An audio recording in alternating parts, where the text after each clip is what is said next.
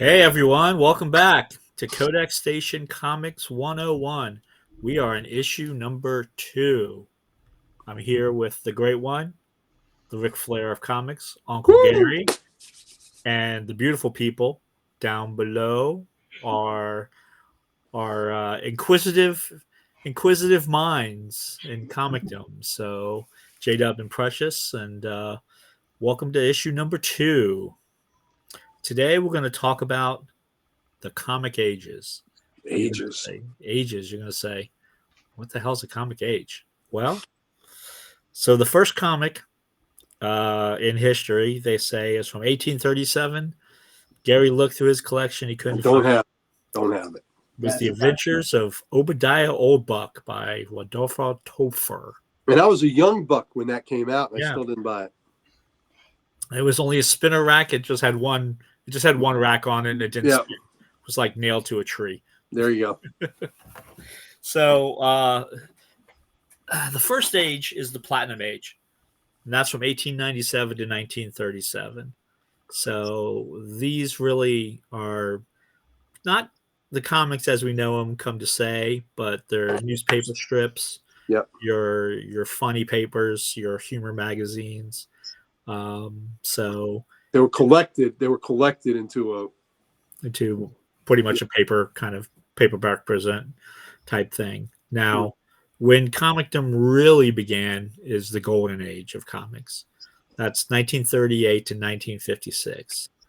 This is your debut of Action Comics #1, Superman, in 1938.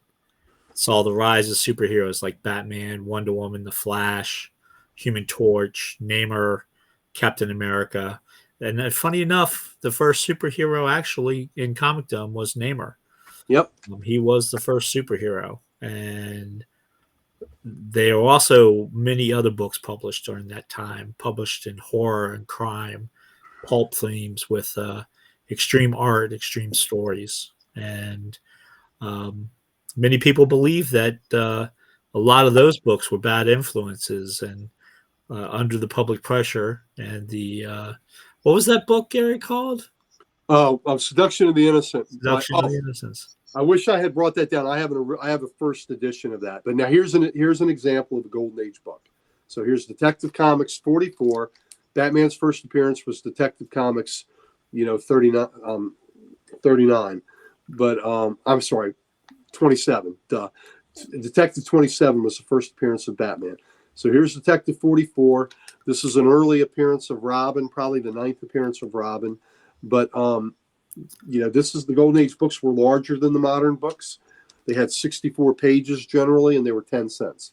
But this was the Golden Age of comics, and like Mike said, it's kicked off with Action 1 with Superman holding the car over his head, and these are the good days. But now Mike has got, Mike alluded to a time where at the end of the Golden Age, Seduction of the Innocent was a book written by Dr. Frederick Wertheim that said that comic books were detrimental to the development of children, and that caused juvenile delinquency and homosexuality and all these other things that he liked to label on it because of the juvenile delinquents that he treated. He was a psychiatrist. Of the troubled children that he treated, all of them read comics. Well, the fallacy of that argument was at that time in America, 90% of all children read comics. So, he made a bad calculation there that the comics were making the delinquents when it was, the great number of American kids were reading comics and nothing bad was happening to them. Now, that being said, the EC crime and horror comics and the comics like them, they were pretty bad, pretty gruesome, and probably needed a little bit of policing.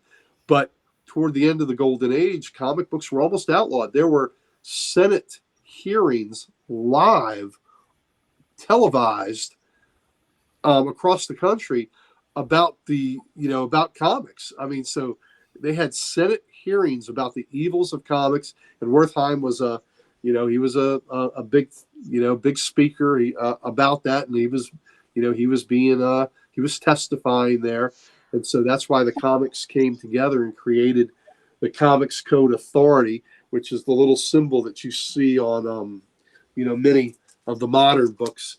Where here, let's see, it's on, there it is. It's on that side, approved by the Comics Code Authority.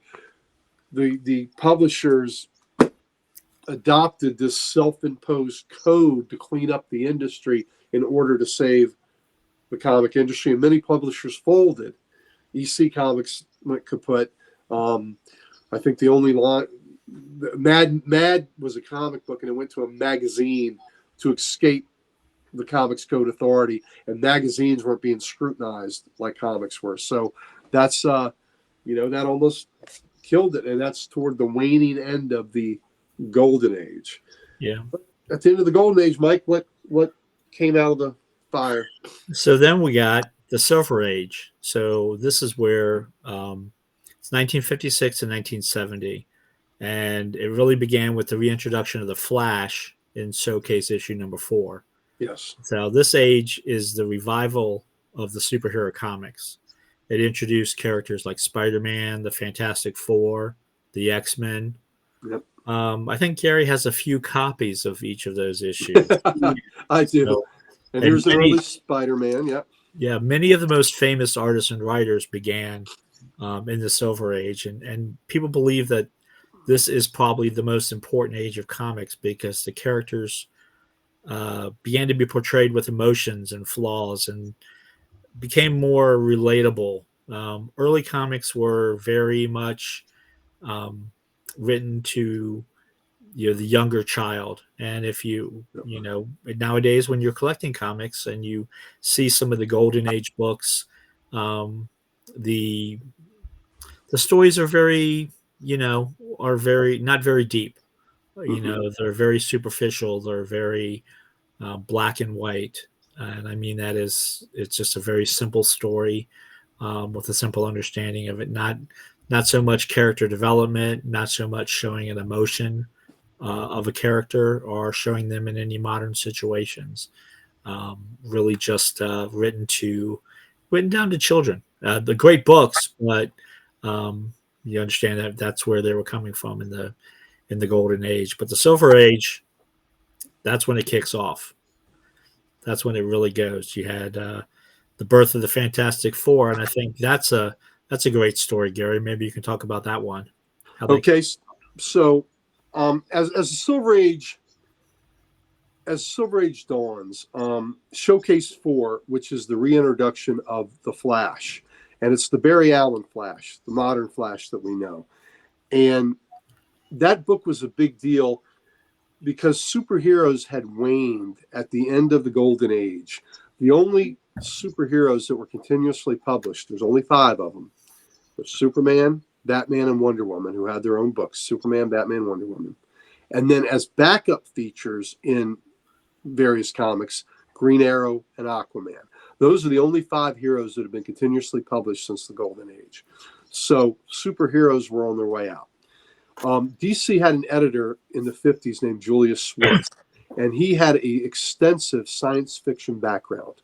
He was an editor of science fiction. That's where his love lie, it was his true love.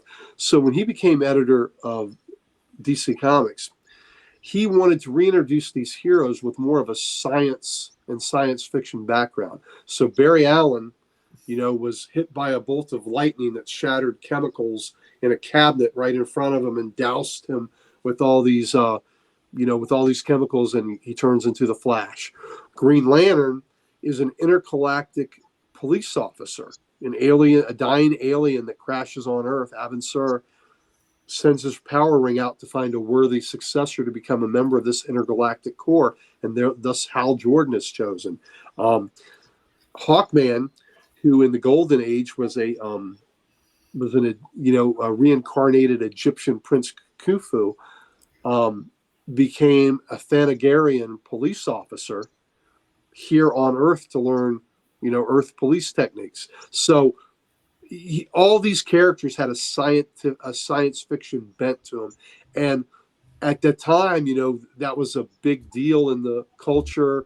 UFOs, that was a big deal, with movies.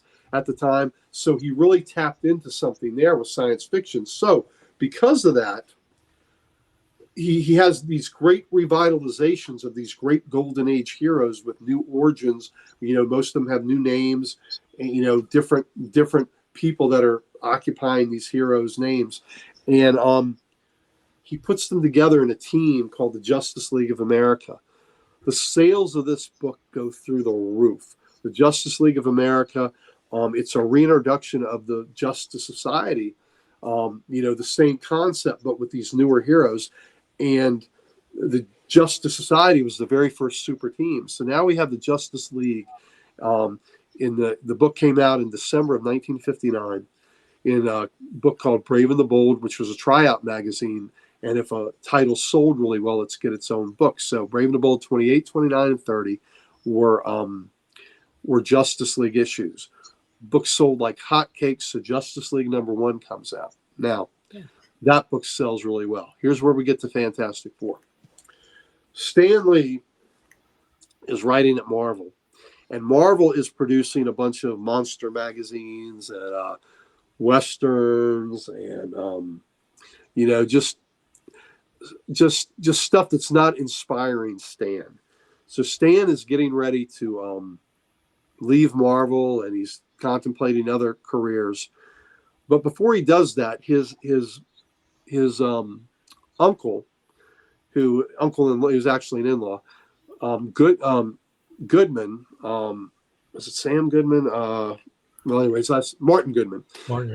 Martin Goodman goes on this is a mythical that I hope happened because it's a great story, golf outing with Jack Leibowitz, the publisher of DC. And Leibowitz is going on and on during this golf game about how the Justice League of America is selling out and selling copies and just kicking ass. Well, and Gary, this is not a Justice League with Batman and Wonder Woman and Superman either. This is a different. I mean, this is before they became part of the members, right? Well, Wonder Woman was always part, but right. Superman and Batman were kind of like, they show up at the end kind of members. It really focused on Martian Manhunter, Flash, Green Lantern, Aquaman, and Wonder Woman. Those were the core five, and the Superman and Batman were kind of just thrown in because they had their own books and they had World Finest. So they were less important parts of the original league. And by the fourth issue, they threw Green Arrow in. This book was selling out big time. So Martin Goodman is hearing Leibowitz go on and on and on about this book. He goes back to Stan Lee and says, Stan, we need some kind of superhero team. We need a superhero team because that's what's selling over there at DC. Well, Stan is contemplating leaving, but his wife says, well, why don't you write this book and write it the way you want to write a book? Don't write it, the old formula. Just write it the way you want to do. And so Stan writes Fantastic Four. And Fantastic Four is a book that is in the true Marvel blueprint of what he would go on to create, where there are these four intrepid adventurers who get doused with cosmic rays. The scientist Reed Richards, his pilot buddy Ben Grimm, his girlfriend Sue Storm, and her kid brother Johnny. And they turn into they get doused with these rays and turn into these characters, a Fantastic Four. And the thing is a monster. The kid Johnny turns into flame, which is really cool. He can fly around. Sue turns invisible, and and Reed can stretch. And so they're a family. They're an Earthstas family, and they bicker and they fight and they don't get along. Ben and Johnny are constantly bugging the hell out of one another. So Stan is writing this book of these bickering heroes, and it really strikes a chord in young, in teenagers, and young, and older adolescents that are reading these books are like they've never read a book like this, because usually the heroes were 100% perfect and did the right thing and were just Boy Scouts. Here are these characters that are arguing and fussing and fighting, with each other as well as the bad guys. And it just struck a chord, and Fantastic Four, selling out. So Stan's staying. About a year later, creates another character. He writes the book the way he wants to. In the last issue of a book that's being canceled called Amazing Fantasy. And he writes Spider-Man, and Stan's telling Martin that he's Spider-Man. And Martin's like, I don't care what the hell you do. That book's getting canceled. So sure enough, everybody's seen that iconic cover of Amazing Fantasy 1. That book sells out. Martin Goodman says, Stan, we need some more of this Spider guy. There you go. Spider-Man #1. Peter Parker, a teenager, who's been bitten by a radioactive spider. He's bullied. He's mistreated. His parents are dead. He's raised by, his uncle and his aunt. And then he does something, he gets these powers, and then he turns his back on a criminal who goes on to get away because he doesn't stop him, and he kills his Uncle Ben, who is, along with his Aunt May, the only things in his life that, were worthwhile. And so here you've got a character, Peter Parker, that not only is bullied and is picked on, but he's got this soul-crushing guilt that he's put on this character. And it's just, nobody had ever read anything like that at the time. And so Peter Parker is one of the most star-crossed superheroes we have. He's always got a cloud above him.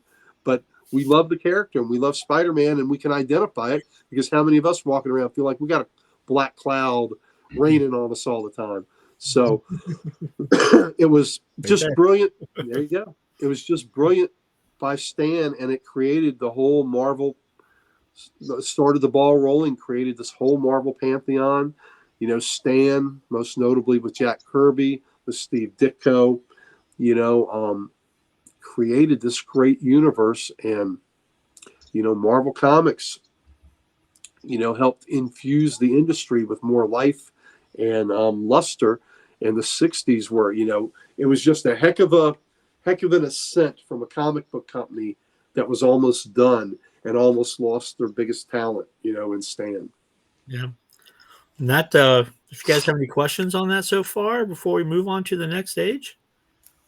You? I don't think I do. No, not so far. I've heard that story so many times, but that golf outing. Yeah. Well, here's what I like to say. I tell people that if you love the Marvel Universe and you are gung-ho for Marvel, you owe the Justice League of America a debt of gratitude. Yes. Because without the Justice League of America selling like it did, Stan may not have stayed at Marvel and created the Marvel Universe. Right. Yeah, and that leads us into the next age. This is the age that when me and Gary both started collecting, in the Bronze Age. Yep. And that goes from 1970 to 1985. So the greatest thing about this period is it continues on from some of the topics that Gary mentioned.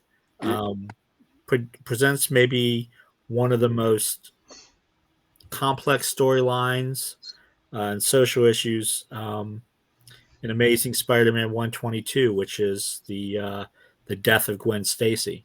This is one of the first times that really a major character dies in a truly violent way. I mean, Uncle Ben died in there, but it really wasn't very shown, and it wasn't like this. This is a right out there brutal, and again, Spider-Man.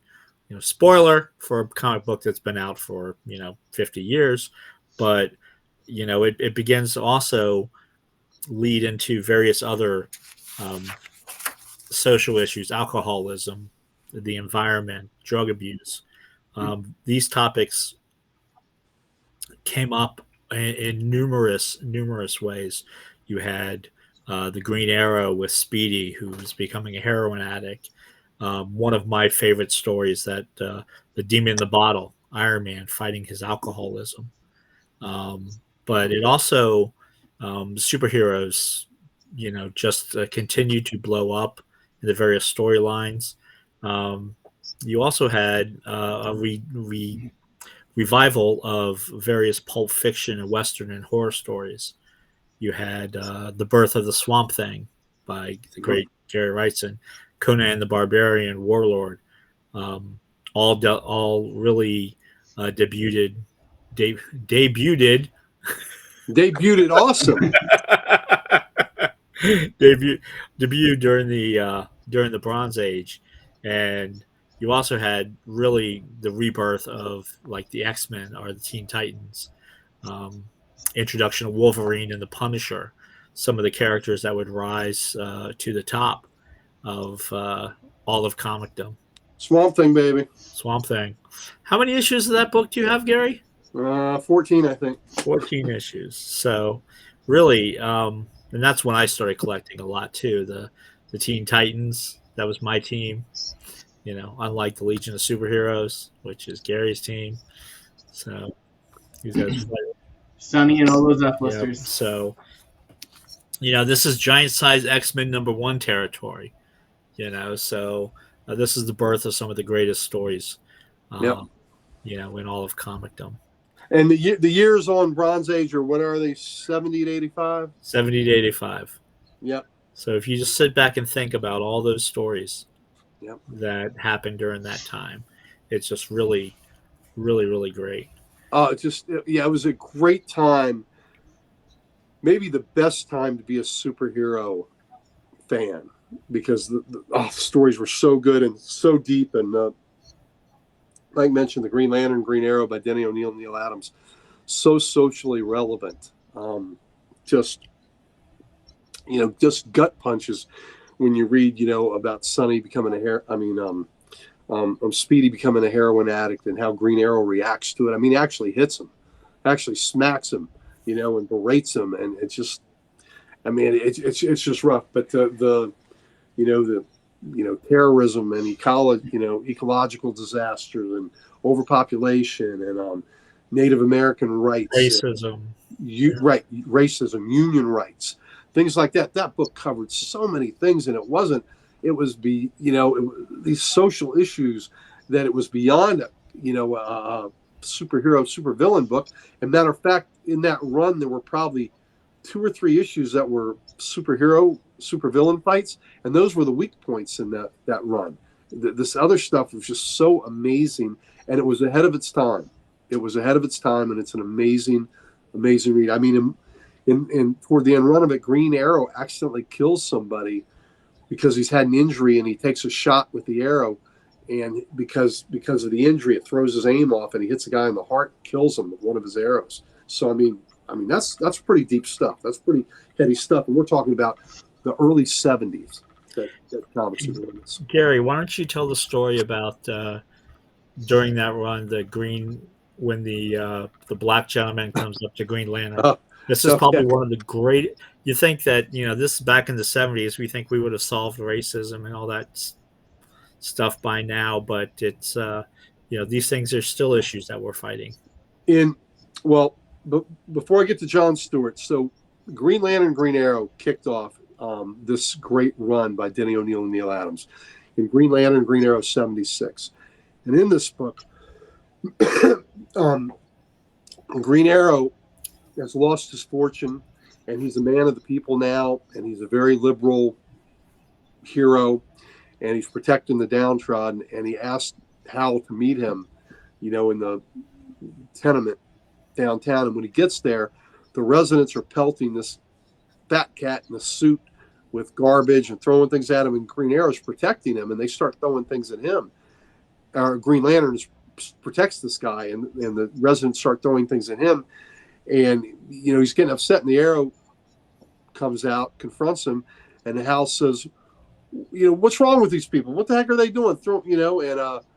And the Arrow says, I feel like throwing something at you too. And he explains that this guy is he's a slumlord, and he's got these people in these slums, and he's not making improvements, and the way they live is awful because of the living conditions they have.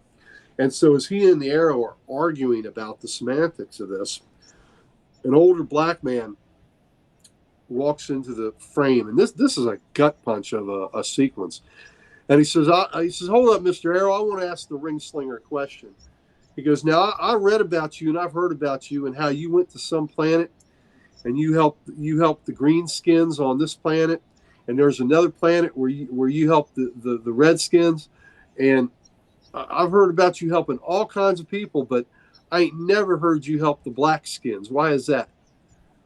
And And Hal just puts his head down, and he's got nothing to say. And it is just a gut punch of an image to see Hal realize that he's done nothing for people on his own world that are in distress. And that sets the tone for this book, where they go across America and they, see, the truth of things in America and how things are. And it was just revelatory. So toward the end of this run, Neil Adams goes to DC management and he says, we need to create an African-American superhero. I mean, it's about time. We need this for our company. And they said, that is a great idea. He said, and he says, we'll make him a Green Lantern. He's going to be the new backup, Green Lantern, take Guy Gardner's place. And management was all on board. They said, and we'll call him Lincoln Washington. And Neil Adams says, oh, well, hell no. We ain't giving him no damn slave name. He goes, he's going to be John Stewart. He's going to be a professional. He's going to be an architect. Now, this story has been recounted to me on several occasions, and to Mike, by the great Neil Adams himself. So, but that's just, this is in the early 70s, 71 maybe, I think this was. And that was management's idea. Yeah, let's get us a black hero, Lincoln Washington. What, you've got to be freaking kidding me. And so Adams was not having it. And I get a kick out of telling this story to African Americans that don't know this story. And then when I say Lincoln Washington, they're like, they just start shaking their head like, you've got to be kidding me. So, it's great. And I've seen Neil tell this story to African Americans, and they, a lot of them are getting that book signed by him, because that book means a hell of a lot to them. Because here was, DC's first real creation of a character, of a superhero that looked like them. So, so very, very great story. Yeah, it's just one of many great stories from that age. And so that brings us into what is called still the modern age, and that's 1985 to today. They haven't figured out what the next age is, but we're still in the modern age. And this area is probably the most diverse and popular era. It covers one of the great things about it started out with darker and more mature themes in books. You had great crossover books, probably the greatest crossover book of all time, Crisis on Infinite Earths, where you had heroes from the beginning of time in DC come together. You had the Infinity Gauntlet. You had books that changed comics, like The Watchmen, The Dark Knight Returns. Yep. Really changed the way superheroes were done, eliminated the reoccurring tropes of them, and changed the long-standing franchises. It also gave birth to what is commonly known now as the graphic novel, which initially was new full-length stories. It wasn't a reprint of a collected edition. So, and the first graphic novel, Gary, was? Well, now the first, historically, I thought it was Will Eisner's A Contract with God. Right. That was before the modern graphic novel. So what's the first modern graphic novel that you have listed? I think it was what was it? It was Steranko's book. Damn it. Damn it, Jim. I can't remember. I'm so freaking the first true graphic novel was A Contract with God. I think that came out in the was it early 60s, 50s, but it was a spirit book by Will Eisner. They attribute that. I remember the graphic novels really coming out as when they started collecting The Dark Knight Returns as a collection, and Watchmen. But at the time, DC and Marvel, this is what their graphic novels were, like this. Emperor Doom. They were putting out books that were larger sized books. So it's a little bit larger. And they were square bound. And it was it was a brand new story. and they were calling these graphic novels. And then that name took off, and they started using that for any collection of comic material, whether it was new or whether it was reprinted. Right. And one of the probably the most important things that happened during this area is we had our first independent comic publishers like Image. Probably one of the most popular books at the beginning of time, where there was Savage Dragon or Invincible.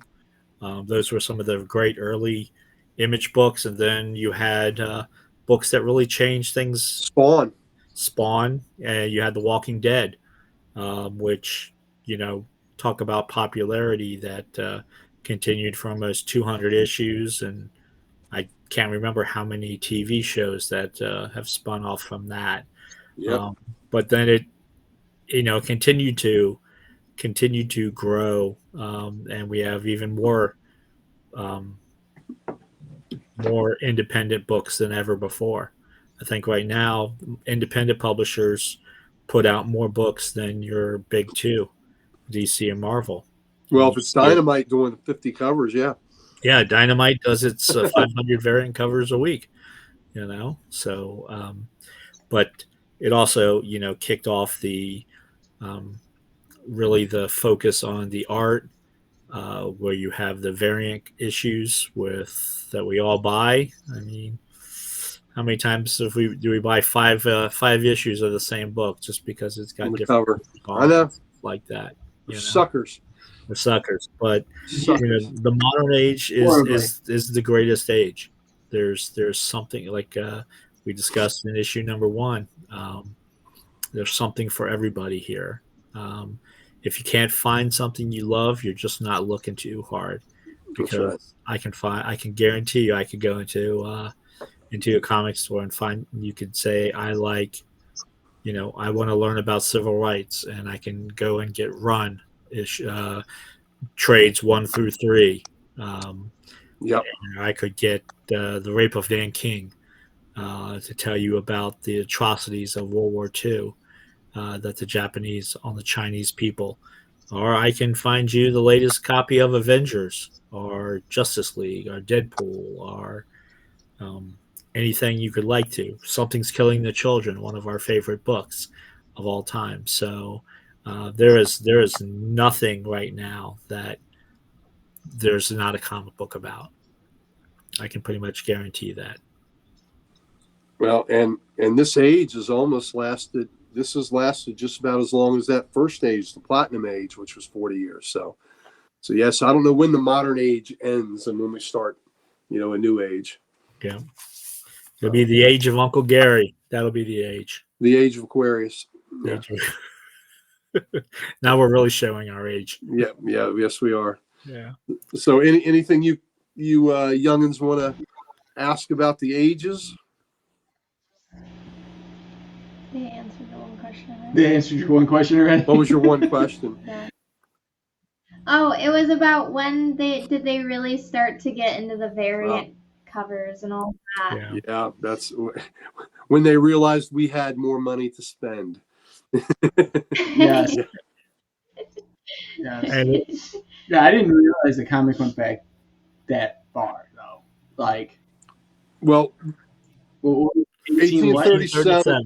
Yeah, that's what for many years the Yellow Kid was thought to be the first comic, and that was a collection of newspaper strips put together in a booklet. But this old buck fella, they found drawings of and pamphlets of, and that's supposed to be the oldest comic now. But comics are an art form that we gave the world. Yep. So U.S. has given the world jazz, and we've given the world comics in art form. Baseball. So, yes. Well, that's more of a sport than an art form, but we did give them baseball. We sure did. So, but we gave Marilyn Monroe too. Yippee-ki-yay. We also gave them Betty Page. Dave Stevens, Betty Page, even better. There we go. So that's a walk through the ages of comics. So I think that probably wraps up issue number 2. We'll put this one in a nice Mylar bag, and you can break it out. So please, if you really enjoyed the show, like and subscribe to us, and hit the button, hit the like button, hit the subscribe button, and we look forward to catching you up in issue number 3. All right.